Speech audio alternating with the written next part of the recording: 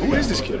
Yeah, I've heard about him and stuff like that, but I don't know what has he been doing? 2 weeks before he became the most talked about athlete on the planet, Jeremy Lin didn't even have his own bed. He was sleeping on his brother's couch. No guaranteed contract, no media hype, no plan B, just one more game, and the haunting knowledge that if he didn't perform, this would be the end. That night, Jeremy Lin stepped onto the court not as a star, but as a man who had run out of chances. What happened next defied logic, crushed stereotypes, and lit a fire that would sweep across the globe. This is the story of Linsanity and the underdog who proved that sometimes belief is the only stat that matters. February 4th, 2012, Madison Square Garden, the world's most iconic basketball arena, was desperate for a spark. The Knicks were falling apart. Injuries had left them scraping the bottom of the roster.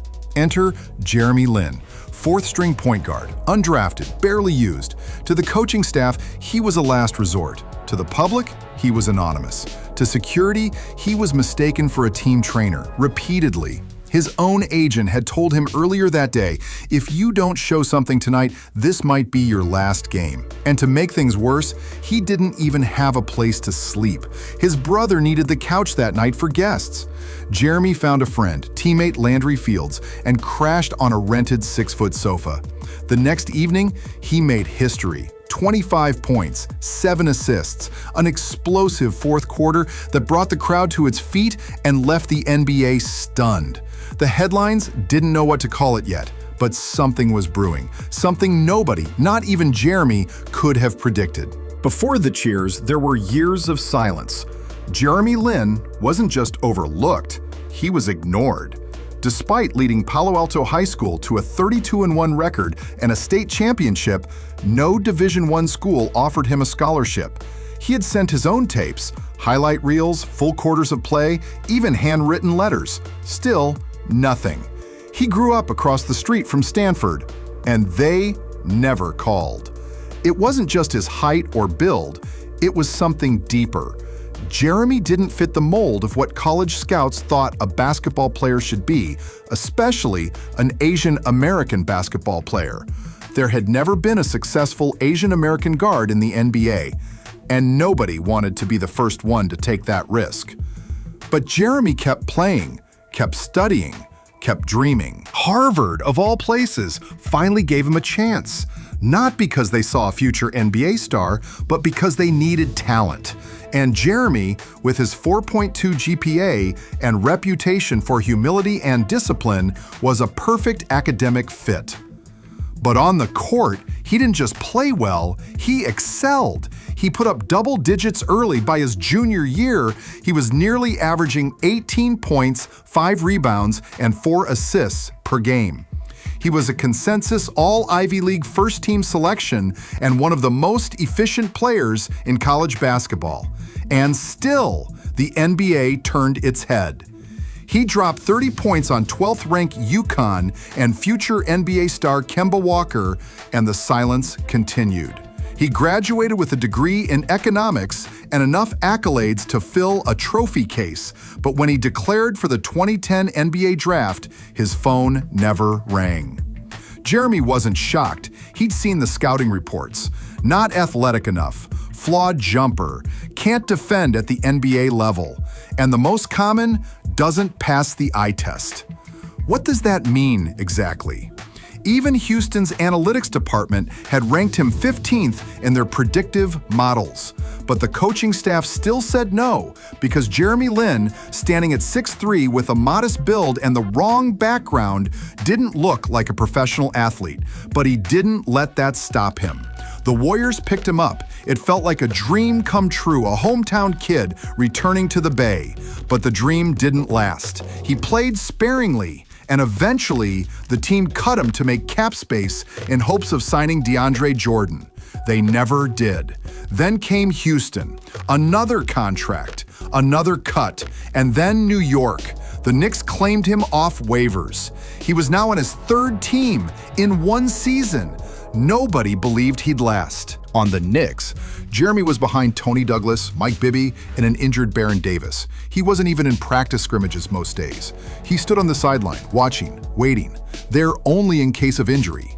But Jeremy never showed frustration. He kept working, first to arrive, last to leave. Film sessions, shooting drills, weight training. No spotlight, no praise, just work. And then, the injuries piled up. The rotation thinned. Coach D'Antoni, out of options, turned to Jeremy. It was supposed to be temporary. It turned out to be transformational. February 4th, 2012. Jeremy took the floor against the Nets, and everything changed.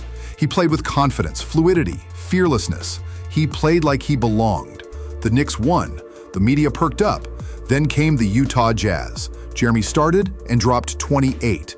Then the Wizards, 23 points, 10 assists. Then the Lakers, the team that had dismissed him, and Kobe Bryant, who had laughed off the hype, saying, "I don't even know who he is." By the end of that game, Kobe knew.